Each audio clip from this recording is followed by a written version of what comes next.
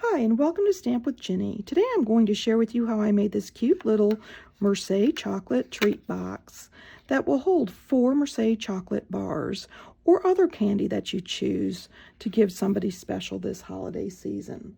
This treat was created using the Cottage Wreath stamp set and coordinating dies that you'll find in our mini catalog. So let me set this aside and I'll show you how I got started. Okay, I'm going to start with my wreath, and I wanted to show you a little tip. Now this die has a little handle on it.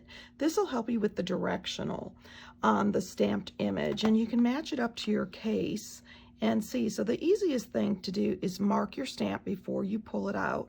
But if you've pulled it out already, here's a quick and easy tip for you. I'm going to ink this up with my garden green, and I am going to stamp. And then I'm going to make sure I lay this stamp down so that I know where the top is when I stamped. Okay, then I can bring this die over and line it up. And let's see, I think this is going to be to the left here. And once I've got that lined up, I know exactly where to place my dot. And because I did this and then laid it down, I know that my dot is going to go over here.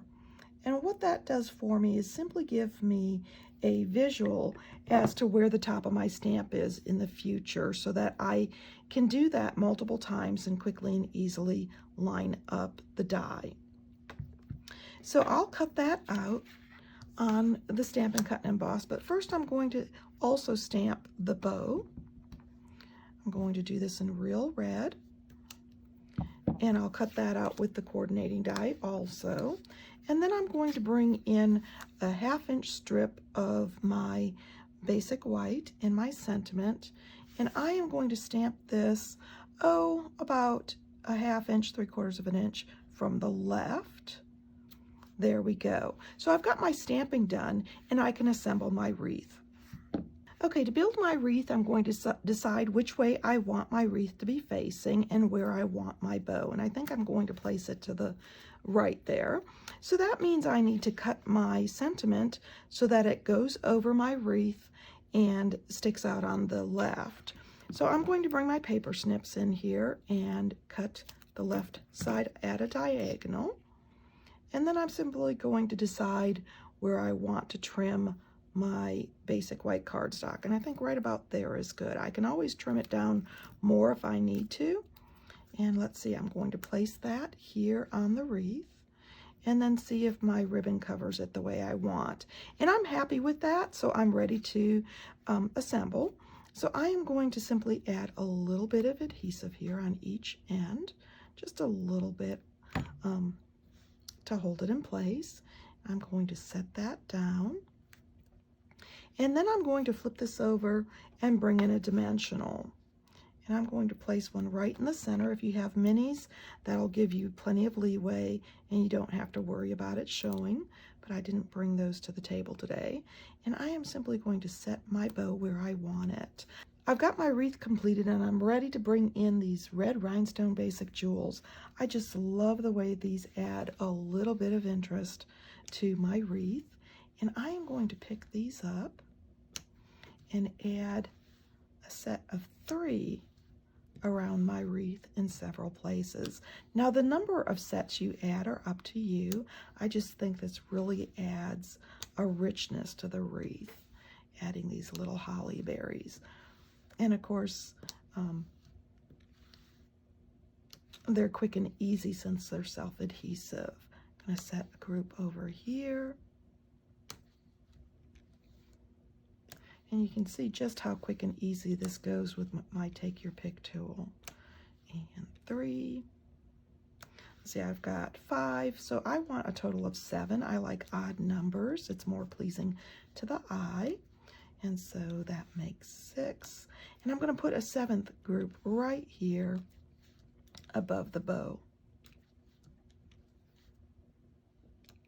So there you go. My wreath is finished and I'm ready to move on to the next step. To score this, I'm going to start at the 3/8 inch mark, and that's going to be these little marks. So I've got 1, 2, 3, or it's one line below the 1/2 inch mark, and score. And then I'm going to come over here to the 3 3/8 and count 1, 2, 3 and do the same thing. I'm going to turn that, score it at 3 1/8, 3 1/2, 6 5/8, and that's one little mark past the 1/2 inch mark, and 7. And I can set my scoreboard to the side. Now at this point, I'm going to take my paper snips and I am going to trim off the right panel here. I'm going to cut up to the score line, and then I'm going to cut down from the top.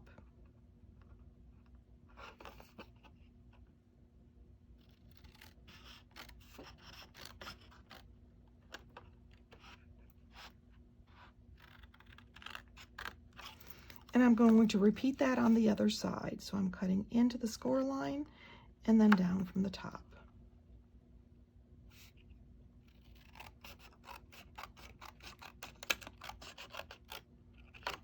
Now that creates my top flap, so I'm ready to move on to the bottom flap here.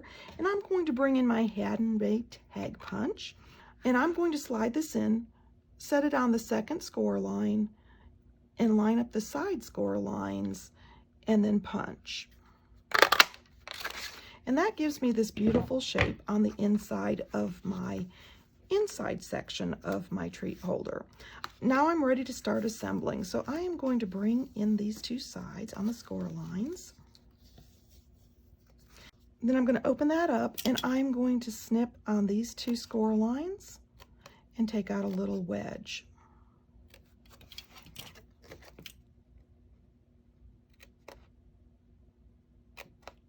This will allow the box to close a little easier when I assemble.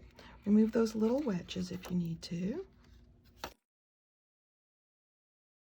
And then complete the folding on the score lines.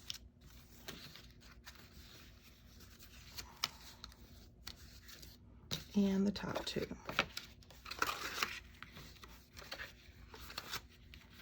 There we go. Now my box is going to come together by putting the sides together, so I'm going to add some score tape on the inside of these two flaps. This is perfect for these little lines because it fits right inside and gives you really good adhesive coverage.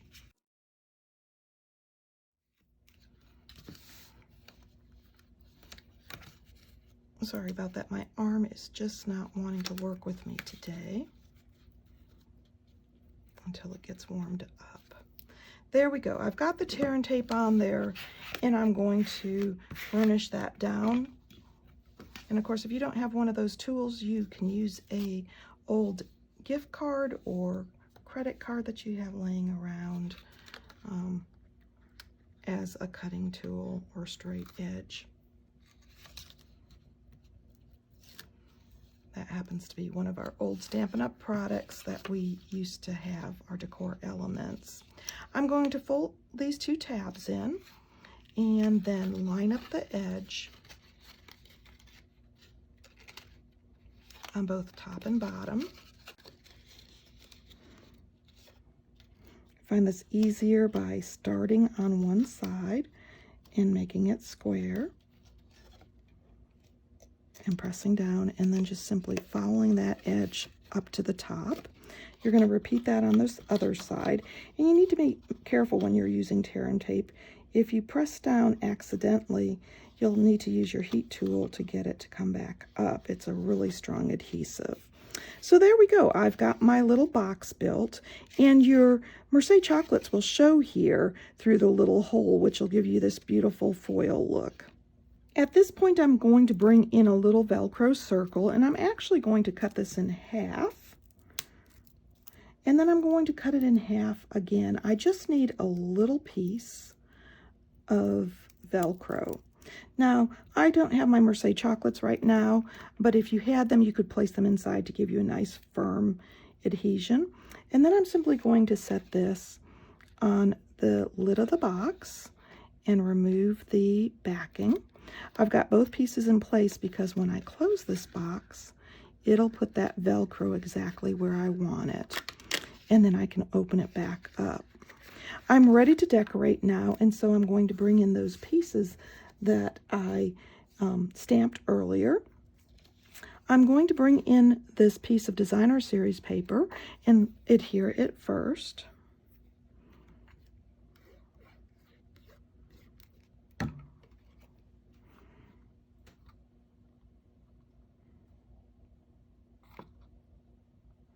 There we go. And then I'm going to add the second piece. Now you can use either side. That's up to you. These papers are just simply beautiful to work with. And there we go. I've got that in the center. And then for a little added height, since this is a 3D treat, I am going to bring in my dimensionals and add some dimensionals here to the wreath.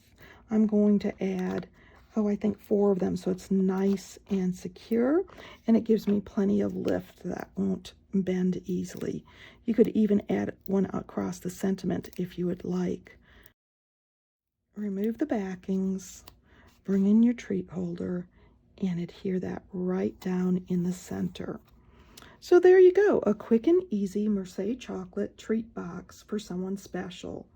I think you're really going to enjoy making these treats with the Cottage Wreaths bundle of products. And of course, if you'd like any of these products, feel free to stop by my online store. You can get there from my blog, Stamp with Jini. Thanks for joining me.